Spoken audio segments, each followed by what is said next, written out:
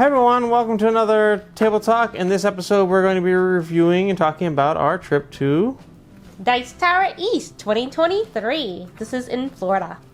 For starters, basically... This is our first time attending Dice Tower East, so we're going to give you everything we enjoy and what happened. I did enjoy how they printed out a pamphlet. It was limited supply, so I guess like first come, first serve to get a pamphlet. They did have PDF on their website if you did not get a physical copy, which is fine. It's nice it had a map of the layout of the hotel and stuff like that, and a play area, the schedule, a schedule of basically much the main things that they were doing, and the exhibition hours and stuff like that. Let's go over. First of all, let's go with the shopping. Okay, so they did have the virtual flea market, just like BGG.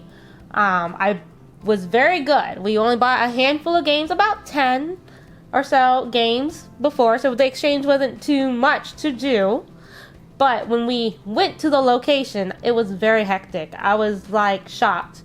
Only the people who sold a bunch of games were able to go in first to set up, and the rest went in the same time as the buyers, which was very confusing. It's chaotic. Yes, but I've spoken with other gamers, and they said this was the first time that this was ever this bad. Like, usually it's a bigger room and more organized. So we were just unlucky this year. I think this is also just getting back to normal from COVID. I think probably might be some of the issue, but anyway. There was a virtual flea market, but then they also had Tom's Flea Market, which I assume is Dice Tower getting rid of their stuff. It was for 7 o'clock in the morning, and some people are serious about his what he's selling. So they would wake up early and try to get first in line, 5 o'clock in the morning for 7 o'clock. I'm like, that's too early. We got there around 6:45. We were towards the end of the line, but when we got in, there's still plenty of games to look at and buy. And they're really trying to get rid of these games. So, once the line was, once everybody got in, they closed the doors, they marked it cheaper, and then you could go back in and look at the games again and see what's still there to buy that's cheaper. And it just went in circle and circle until there was no more games. Yeah, or when it gets to where they just, because they also have the room for a certain time. When it gets closer to that time, they're just like, all right, everyone just come buy whatever, we'll negotiate a price kind of thing, buy what you want. Yes. Okay. And the last flea market was like the bazaar of BGG Spring. You can buy a table beforehand, and then you can set up your games to sell and negotiate prices and whatnot, and I enjoyed that too. Haggling at the table, if you will. Yes. We did buy a lot of games, several boxes of games, and shout out to iHeartBoard Games that helped us bring them home. They didn't fit all in our car. Well, between them and the games we bought for friends and the games we bought from the publishers and the exhibition hall, we bought more than we could handle. Yes. Anyway, moving on from that, let's go to the games that we played and or demoed or, got to experience some way or another. And we did play a lot of games, so we'll try to go through them quickly. All right, first off is... Barcelona. We played that with Chris Shee, which was pretty cool. Basically, it's kind of a worker placement, fun game. Yes, there's a bunch of different ways to score points. So when you play the game, it ends up being a high scoring point, which I think is crazy. The points are so high, but I definitely enjoy scoring points. Yes, there's a whole multiplier, and you're building a city. As you build the city, pieces come up. It's interesting. It's fun. This game will be coming out sometime this year. Okay. Yes. Next is Reality Shift. That one we didn't get an actual play as much as a turn or two just to understand how it worked. Yeah, it was just set up on the table. They explained it's a racing game with magnetic cubes, and it's really cool. And I was like, oh, this is awesome. I bought it. Okay. Yeah, we have it. So you can get crushed and respawn, and it's just start to finish by playing cards. Yes, and we'll go over it on another video. Next, we'll go over Black Hole Rainbows, which is party game. Yeah, it's a party game. Very simple. You're collecting different color crystals. Is it? Yes, crystals to put in this black hole mat thing that all players have. Yeah, and then once you collect one of each color, or have wilds, then you get a point, and whoever gets 3 or 4 points wins. It was a party game, so it's not like It's not very- very strategic. No, it's very light, really fun. I think Kind of random. anyone can pick this up and play it. Yeah, so I enjoy playing the game. It's just not a game I would pay money to buy. Like You don't want it. We have enough games. We don't need that one. Yeah. Okay. Next one. Next, we'll go on with Dubious, which is a role-playing hidden identity Deduction game. I enjoyed it, but I like the deduction stuff, but I think, I agree. Go ahead. I didn't enjoy the game because it was too much. The acting of the deduction just made it harder to deduce, and it was just too loose for me. I need like clue, like straight up deduction, and this was like too loose, not enough structure. Yes, and that's what I agree with. We have enough of those deduction stuff that we don't need that one. I did have fun with it though. Anyway. Oh no. Next. Books of Time. That one was an interesting one where you have 3 different little booklets. You know, back in the day when you go to the school with the binders, the binder yes. rings. Yes, binder rings. And you are building your booklet, trying to tell history, and you get points for building your book a certain way. And I really enjoy this game. Because during the game you're adding pages to that, which will determine what actions you can take, and then there's a certain format of the pages, the order of the pages. That's the thing. I think this game is coming out this year. Also, the demo games are mostly games coming out this year. For the most part, or some way or another. I think this one actually might be in retail. Yeah. It is a game I would definitely like to add to our collection. I think they sold the demo copies. Yes, they sold all 4 demo copies. They had 4 tables of demo. This is the game that they had the most demo game tables of. So it was nice, and they sold all their copies, so it's popular and good. All right. Looking at this list, next one is one we actually checked out the library, is Hickory Dickory. I enjoy it. It's kind of the nursery rhyme of Hickory Dickory Dock. You're nice, collecting resources, getting points by turning them in. Very cute. I enjoyed it. Don't know if we'll have that in our collection at some point, but I would like it. Oh, there you go. That answers your question. I really enjoyed it. I thought it was cute. The theme was great. Mm-hmm. It's interesting play. I don't have much to add to it. Okay. To that. The next game. Another demo, Honey Hop, which is at the time of this recording on Kickstarter. Oh, right. So Honey Hop, your bees collecting pollen from flowers to bring back to your little area and make honey. It's a cute game. I don't know if I would buy it. You don't know if you would buy it? Yeah. All right. I wouldn't mind playing it more often. We only played like one row of rounds. I don't know, like it's separated into like 3 chunks, so it's 4 turns, then refresh the board, 4 turns, refresh the board, 4 turns, game over. Yes. We only played 4 turns, which I thought was cute, fun, nice chunky bee tokens for people to play as, and a little spot for nectar in the back, which I thought it was adorably fun. I like it. It's just it's a more simple strategy game. More, in my opinion, lightweight, not medium. That's, in my opinion, good for to get a younger crowd involved. Oh yes, a younger crowd. I think they would enjoy this game.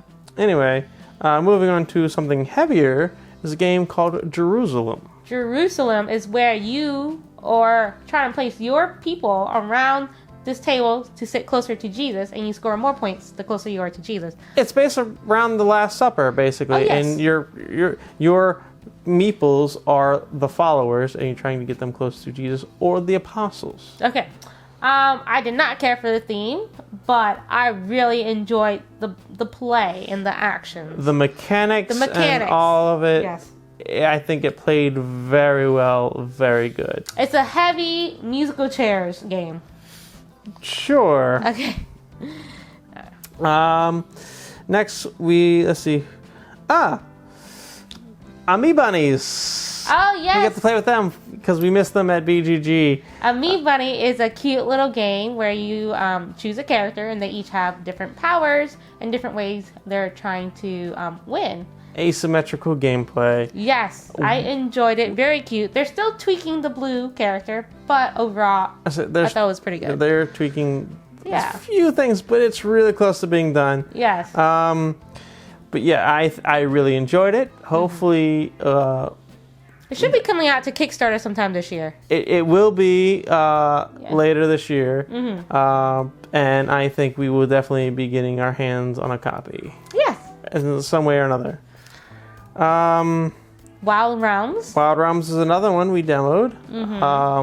At the exhibit hall. Yes, that was something that your brother was more interested, I think, than we were initially. So we went and played that one. What did you think? I did enjoy the game. You're trying to like build each of your realms with animals, and I love the artwork. That's kind of what drew me in, the artwork. Well, the gameplay is kind of simple in my opinion. Your realms are like also elemental. Like I think you had water, air, fire, and earth. Yes. Or mountain. Yes. Oh, yeah, something like that. And the way it was kind of you play animals. You had to try to get a variety of animals, certain kinds based on symbologies, and to lock it so no one could steal it or disrupt it. But and yeah, it was they do have random cards that you can get that can unlock the realm, and you have to kind of start over. But yeah, it was, in my opinion, more of a lightweight medium game. A bit of take that. Yes, and I enjoyed it, but the reason I bought it was really because my brother really enjoyed this game, so I wanted to play with that. We enjoyed it enough to buy it. Yes, but it was more of the fact that he enjoyed it as much as he did. Okay. Yes. Yeah. All right. That was the game. I wasn't very good at it. He was burned. I did not have lucky things going. All right, and the next game. Let's see. A game we played with iHeart board games. Ready, Set, Bet. So actually, one of the last games we played at the con. It's a what's it called? Real-time betting game. Racing betting game. I believe some of the guys at Dice Tower really enjoyed this one. I enjoyed it, but like we had the app, it was running. I didn't always able to hear everything, and then like I see the screen and I'm like, which horse is that? It's hard to bet. Well, yeah, it was two ways to play. You can download a companion app, or you can have someone basically rolling the dice, moving sounding the horse. Like an auctioneer themselves and move the horse, and this horse moving up. Yes. And then so there's. So it was interesting. I enjoyed it, but I would not buy this game for me. I am not a real-time game person. That's fine. We will play it with other people. Yes. It was fun, though. As is. Let's see. The next one is a game at the Hot Games tables.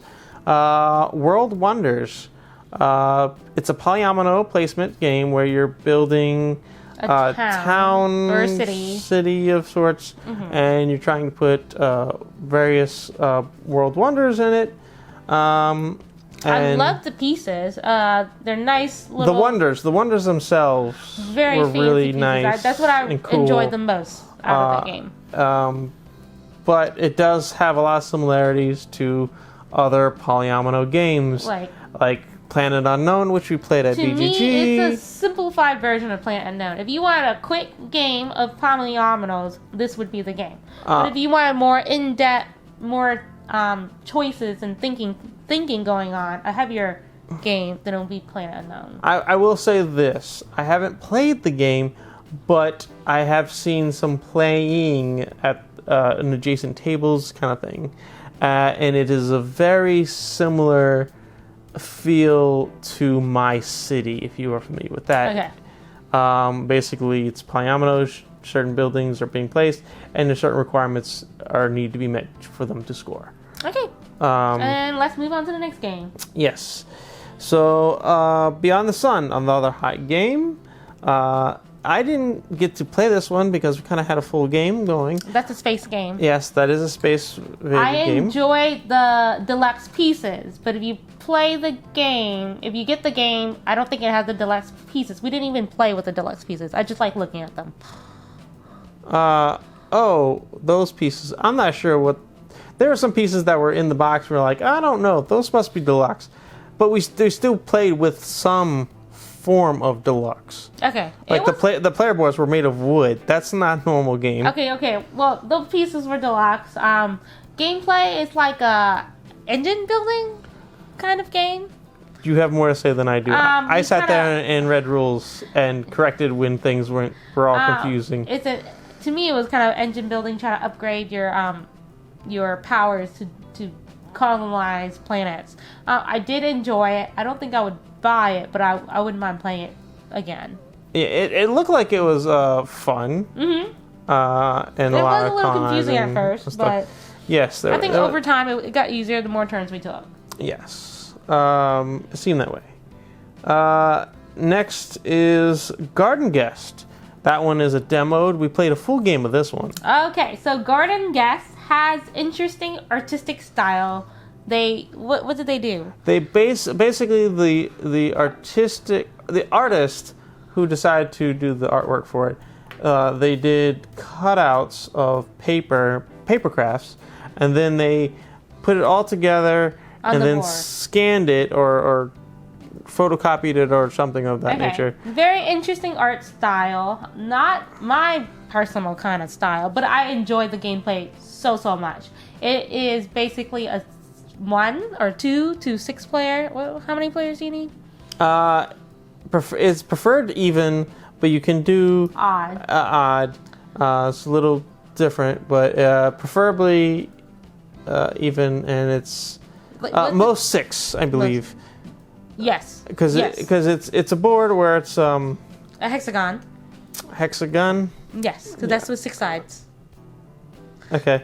Yes. And there are flowers that you're trying to work a path between you and your teammate on opposite sides of the board without being able to communicate a strategy other than essentially taking your turn, and hopefully they understand what you're trying to do.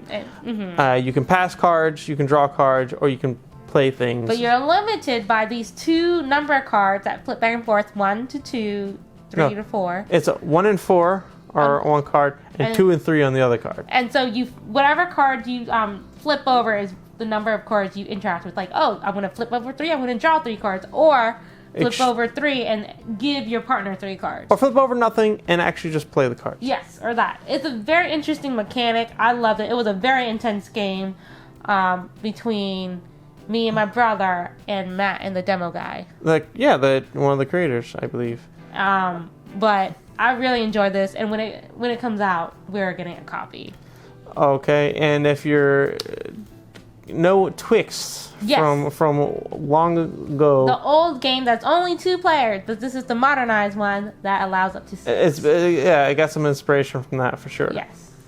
It was a very intense game. I really thoroughly enjoyed it. So the next game I played was Deep Rock Galactic, based on a video game IP where you're miners mining for gems and various crystals, but also combating some aliens by shooting them. They're like insect-like things. I played with your brother. You went into bed that night. It was fun. I don't have experience with the video game, so I can't really talk to that side. But basically, we set up scenario 1. It was really fun. You kind of do mining actions. You hit a rock, hit an alien, shoot the alien, and stuff. What? I'm trying to get you to move along. Okay. I'll move on real quick. But it's a scenario-based game, I think. It's fun, but I don't think we need it in our collection. Just big stuff. Bruger? I learned this game at BGG. We did not get a chance to play it. Burgess, I think it is. Okay, I didn't play this game either. It's called Burgess. I'm struggling with the pronunciation. Once again, I played that one right before, so you weren't involved. It was fun, and it had a lot of interesting little mechanics. I really enjoyed it. You think I'd like it? Yes. Okay. We'll try it next time. I think you would enjoy it. But I do know that I don't think you would like, oh, this is a really good game. It would be like, oh, that was really cool. Like some of the other games we went over, like we'll play it with other people. I don't need it in my collection. Gotcha. All right. Moving on is, at this point, another one. Didn't play with you. Yes. But we did. At someone else's house, we got a taste of it. That time you killed me. Yes, that is a 2-player game where there's a past, a present, and a future. And you are trying to kill the other player because they are trying to steal your time machine. Yes, but you don't know which one is which. You don't know who's who. In this scenario. We played a little bit at a friend's house, and then me and her brother got to play a full game, which was really nice. So much that I insisted we buy a copy. We got a copy at the bazaar, or the last flea market. And yes, it's very abstract strategy. If you like chess, I think this is definitely like kind of flips it on its head. But better than 3D chess, although we never played. I mean, 3D it is. It kind of looks like 3D chess In a way, just not 3D chess. Yeah. Okay. But yeah, it's really interesting. All right, so we played Picture Perfect, demoed it, pretty much played a full game to some degree. So Picture Perfect is where you have these guests at this house, and they want to be in a certain position when you take the picture at the end of the game. And so to basically sum it up, each character has an envelope, and then there's 3 pieces or 3 criteria to score them at the end of the game or round or whatever. you get different scores by how many criteria you complete. Correct. And you don't necessarily get an opportunity to look at everyone's criteria, so you kind of have to make some guesses. Yes. And you're basically setting a scene in a house. Yeah, and then you take a picture of it at the end, and then you score accordingly. You could take a picture. Yes. The thing about this game, when you set it up with the criteria, sometimes the criteria conflict, and you cannot score all 3. You can't get maximum points off of everybody. And then all the it's time. just because it's randomly putting in these envelopes. So it'd be like, so one of the criteria is positioned at the table. One it might say on the left, and then their second criteria might be, oh, I want it to be on the right of the table. Well, they can't be in both places, so you're only going to score from one if you put them in your picture. So I like the game. That's the one thing I don't like about the game, but we do own it. So. And we bought an expansion. That is Sherlock's Home. That's supposed to change the game, and we won't make it know. kind of murder mystery like. Yes, we won't know till we play it, but we can talk about that in a future episode. Yes. Back to the library checkouts. Blockus, the dice game. Yes, we own Blockus, the regular game, and I was like, oh, let's try the dice game. It's totally different. You roll the dice, and there's a list of pieces. Shapes per number. You draft the dice. Yes. Then pick the shape according to the number that you got. And you're playing on your own little board, so you're trying to be condensed with your right. And after you drawings. pick your shape, you cross it off and you draw it in whatever color you have in your hand, because you'll be alternating colors, where unlike normal Blockus where you have a color and you're competing against the other colors and or players, this one is you're playing with all the colors. Yes. And you're just trying to put as many shapes on the board as possible. Yes, and the scoring is still the same, whatever you... Well, at the regular game, it's whatever you have left over, that's what you score.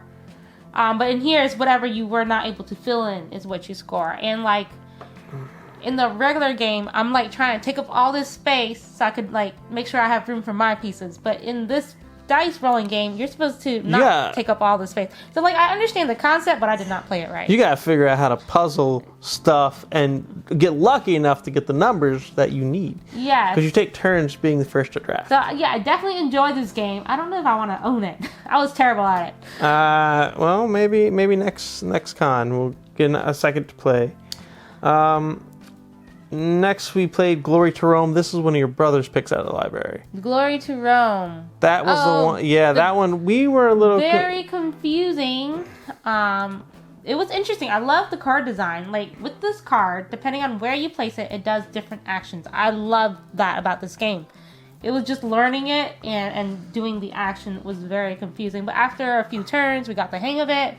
And it was nice. I think it was a fine game. Mm-hmm. Very boring artwork. Yeah, it is boring artwork. in my but opinion. I could get past that.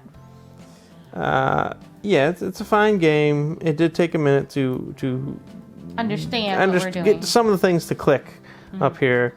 But yeah, that's fine. I have much. Probably not in our collection. Probably not going to get into our collection. We don't need to have it. All right. Magic Athletes. That one is one that bumped into Tom Vassell. I was like, hey, take a picture? Sure. Let's play the game. Okay. Very quick. This is a random racing game. I was supposed to say random, but yeah, there's a lot of dice rolling. It's a rolling move. At the end of the day, it's a rolling move. Yes. I can't. That's fun. That is like old school gaming there. Each person picked characters with different powers, which changes the rules of the game and all this other things. It's not a strategy game. I did not care for it, and probably. Well, the strategy is the drafting of your characters at the beginning. After that, the strategy is out. It's pick someone to play with for this race, roll dice, let's see who gets to the end finish first, or trying to get points, because each placement has points. It was just, stuff. To me, too random, and it was fun, but not my kind of fun. So I think Tom Vassell definitely made it more entertaining than it would have otherwise, which I enjoyed. Okay. Going on to the next game. Oh. What? This game that's not on this list, I will mention at the end. Okay, Last Light. So this is the first game we played. It is Roy Canada's game. It was in the hot table. It was hot games table, and because it was the first game that we played, we were able to snag Roy, and he taught us to teach us the game. Yes. I really enjoy this game. It's a space theme. You are going around collecting resources, trying to, I guess, kind of area control of the space and the resources and planet. So it was pretty cool and very nice pieces, like fancy pieces. Yes, the pieces were nice. He did have it on Kickstarter, which has been completed. Now I believe it's being developed, or what's the word? Published? Not published. Distributed? No. I don't know. Produce. Okay. It's in production. Okay. That's it. Or somewhere in that realm of stuff. And yeah. So all the pieces aren't finalized is my point. To a degree. Most of it is. I don't think there's a lot of changes that's going to be happening from what we played with. But yes, really enjoyed that game. Yep, and you do have a little alien you pick in the beginning with a different special power, which I don't think... So there's a little bit of asymmetry. You didn't really use our power. It wasn't that great. That's right, because that was another full game scenario where we played as a team or as a single player between the two of us. Anyway. Next game. Bamboo. You're trying to decorate a house and have feng shui. Yes, it's a very cute game. I enjoyed it. Have a certain amount of actions to do, and you gotta do it optimally to score the most points. And decorating your little house. Decorate it. You gotta feed your family. Oh yes. There's certain things have to be in left, certain things have to be in right, certain things in the center of your house. Mm-hmm. And you score by how you decorate your house. Also, there's also spirits that you're going to be burning incense to collect them to score points or have some kind of special. Basically, what action you take. Powers based on the actions you take, based on color bamboo, which is also another interesting mechanic of how you choose your actions. I enjoyed it. Very cute. I would like it in the collection. All right. Another hot games, Robot Quest. That was one that I played with your brother. Mm-hmm. It is a deck builder. Much like Star Realms or other deck builders, where you're using cards to spend money to buy better cards, but then you're using the better cards, hopefully, to move your robots to fight in a robot arena. Mm-hmm. So in a BattleBots kind of way, which I thought was cool and fun. Um,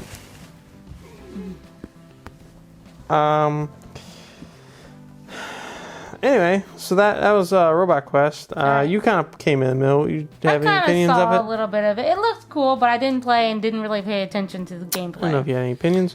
But the next game, Cytosis. That one is a fun game out of the library that we played. produced by Genius. Games. Yes, I enjoy informational games because I think we can learn something from it.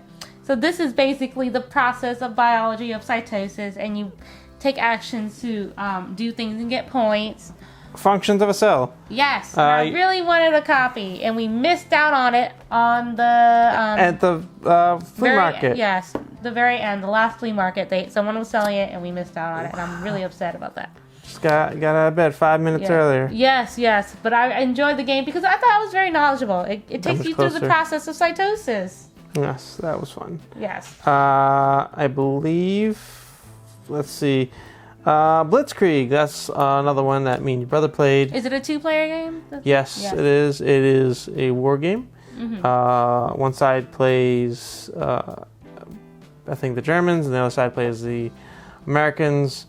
And there are operations where you basically draw tiles and you keep them secret, and then you play a tile to one of these operations, and you get some type of bonus out of it, moving this little combat marker based on the points that the tile is worth. And once something is complete or something of that nature, points are awarded. I found it is a very good, I think, 2-player game. Not something that we'll probably have in our collection. So I'm not a very war-themed type game person. I don't like those type of games because I don't find them cute. And so I try to avoid them. And so my brother and Matt actually gets to play them together. Yes. But I mean, it was also a lighter game than some of the war games out there that are very, very in-depth and a lot of things going on and stuff like that. This one was much more light, and I enjoyed it. Okay, and the next one. Let's see, War of Whispers. That one was an interesting one. Basically, I'm trying to think. Okay, so you have these tokens that you randomly place in certain spots that tell you how you score of those civilizations. Tribes. Tribes. Okay, tribes. And so we may be trying to score high in the same tribe, or we might not. And so you can play as all the tribes, because you put your action tokens in which tribe you want to play for. A bit of worker placement in that situation where you're putting basically your influence in various tribes. With area control. And then once we all place our workers, then we'll go around taking the actions where you can add more military or switch people around, draw a card. So it was a very interesting mechanic, but I didn't like the game that much. I don't think I care for it, so it's not one that's going to be in the collection. I don't mind playing it if someone wanted to play it, but probably not going to add it to our collection. But yeah, I did enjoy the interesting mechanic. It was just not my type. All right. Let's go with our next game is Tokyo Highway that we checked out of the library. That is a dexterity game where you're going to be building essentially highways out of popsicle sticks. For your vehicles. Yes. I'm not a fan of dexterity, but this is one I don't mind. I thought it was fun, and there is a small penalty if you knock some stuff over. You lose your building materials. Yes. And the goal is to try to get more cards on the freeway. Yes. So it was definitely a cute dexterity game. I wouldn't mind adding that to our collection. All right. So last couple games on this list we played with iHeart board games. So we'll go through those real quick. Phantom Inc. That one was kind of a party game that splits into teams. Yes. And we both have a secret word, the same word, and our ghost is trying to give us hints for us to guess the word. Except we as teammates, get to choose how those hints come to us. And that is, we give them a question we want them to answer. We give them choice of questions. Yes. Then they pick which question they're going to answer by slowly writing the answer out one letter at a time. And we, as teammates, will get to choose to basically silencio. They stop writing. Hopefully, we know what word they're about to finish writing, and not give away that answer to the other team. Yes. It's a very interesting game. It reminds me of a game that we own called Crosstalk. But I think I enjoy Phantom Ink more than Crosstalk. Just the mechanic is, I enjoy that more. The downside is it's not laminated, it's paper. So you can go through the pad. It's not dry erase. It's not dry erase, yes. Versus Crosstalk is dry erase.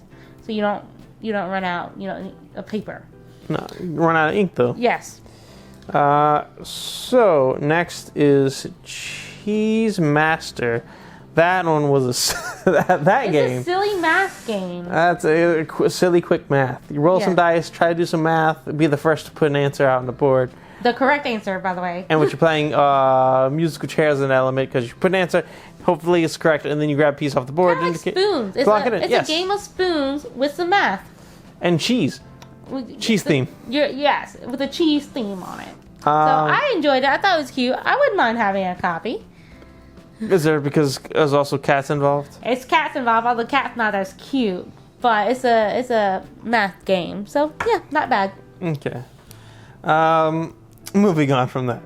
Fun facts. Fun facts we've played. That was actually one of the hot games. Oh, no, it was Spiel. the It was a Spiel nominee. That's what I was meant. Yes. So we played the game. We definitely enjoy it. It's different playing with people you know versus playing with people you don't know. Because if you don't know anything about them, you don't know how to place your pieces down. That was. So it was interesting. Although in this game, we were a little bit more lenient with information. Like, in the previous time, we were strict and we didn't say anything. We just wrote our answer and placed it. But in this one, we're like, there are some things that was just like that. Well, it's because we play with iHeart board games, and some like like Jesse know us a little bit more closer than some of the others, like Ronald, which is no longer on there regularly, but he's in the chat all the time. So he doesn't know this as well as Jesse. So we kind of gave hints to kind of know where I placed it. So we did a better job, I think, just because we kind of know the people better, and we were more lenient with the information of how we feel about certain things. And then last one is Doodle Dash. We played that one at BGG as well, but this time we played it with iHeart Board Games. Yeah, Doodle Dash is a quick little fun party game. You quickly draw a picture, and then the person who's guessing looks at one picture and tries to guess. If they get it right, yay, points for them. If they get it wrong, they look at the next picture and move on. And it's a fun game. I don't know why we don't have it. I wouldn't mind having it. Because we only play it once or twice, and we have a lot of games. Yes. Anyway, and that's pretty much most of the games. There is one more game in here that I didn't write down because I just realized I didn't document it. It's another one I played with your brother, and it was like it was a date on it, like the 1610 or something. I don't know. Oh, 1066. That's it. It's a war game. Yes, it's the I can't remember. It's the Saxons. Battle of Hastings. That's what it's based on, and interesting game. Not my favorite. And basically, you're playing cards to areas, trying to out-combat your opponent, and if you do, well, there's that, but there's also little objectives you need to out-combat as well. You move on to the next one until you get to Battle of Hastings, and then once you get there, then it's about trying to control the things in the middle. If you get 2 out of 3, you win. I found it kind of difficult decision making. That's all I'm going to say about that and one. And you didn't care for the game, and he didn't really care for the game that much. It was something that he was interested in, and he got a chance to play it. Now he's like, I don't need this game, because he was thinking about getting it. Yeah. Okay, so those are all the games that we can remember or think of. So moving on from that to like the rules of the Dice Tower. We're going to rules and more overall things. So the library was smaller. They were more strict with checking out the games. As you know, as a preemptive thing, we only have gone to BGG at this point in our lives, so it's the only thing we really have to compare it to. Yes. But yes, they weren't as family friendly because they have tickets to buy, but if you wanted to bring children along, it's only ages 7 to 17. They do not allow children younger than 7, and you have to email them to see if there's available tickets for those kids of those ages. Yes, and then younger than 17, which is basically like, well, we don't want to ruin our games because we don't know how your kids will act or behave. I think, which I understand. And they give reasons for why, like insurance purposes, and that totally makes sense. It was just not as family friendly as BGG because BGG they had a whole range of kids that came. Size wise, it was smaller than BGG. Yes, their library was 27 shelves, opposed to BGG, which I do not have a hard count number on. But I feel like it was definitely more than 27. And the play area, there was definitely more rooms of play area, and the play areas were larger. To some degree, because I know BGG, it's broken into actually smaller. Well, there's like 2 big rooms, one bigger than the other, and then a bunch of small rooms that are just really broken up because that's just how the hotel is also built. Where this one is basically you have the one main room with everything in it, and the library, the exhibition hall, the demo games, the hot games, all of it's just in one room, and then they had like 3 other long rooms. And they have one dining area. Little tiny dining room off the side. There you go. There's your map. Okay. Actually, for camera's sake, a little closer. Okay. There's your map. Okay. So yeah, I definitely my favorite thing was the shopping. There was 2 bazaars, and I liked that. Plus the flea market, the virtual flea market. So that's my favorite part of this con. Yeah. Yes, I think I really enjoyed this con. I think equal to the BGG. I think it was fun to meet the Dice Tower guys. Hopefully, maybe we'll get to meet them again. Who knows? You got to take pictures with everybody. Not quite everybody. Okay. But a good bit. Yes. Okay. Yeah, no, it was really fun. I really enjoyed it. He was starstruck. A little bit. I will admit I was a little nervous talking to like Tom and yeah. Okay. Stuff. Yeah. Anything else you want to mention?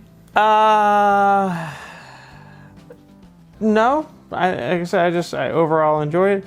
I hope we do go again eventually, but because it is a little bit further of a drive for us, we probably won't be going next year. Not as often. Not as frequently as to say Dallas, which is like not quite half, a little more than half, but yeah. Anything else? I think that's everything I could think of. All right. Well then, with that, I'll say that has been our trip to Dice Tower East. That has been our experience for first time anyway. And we'll see you in the next one. Bye-bye for now.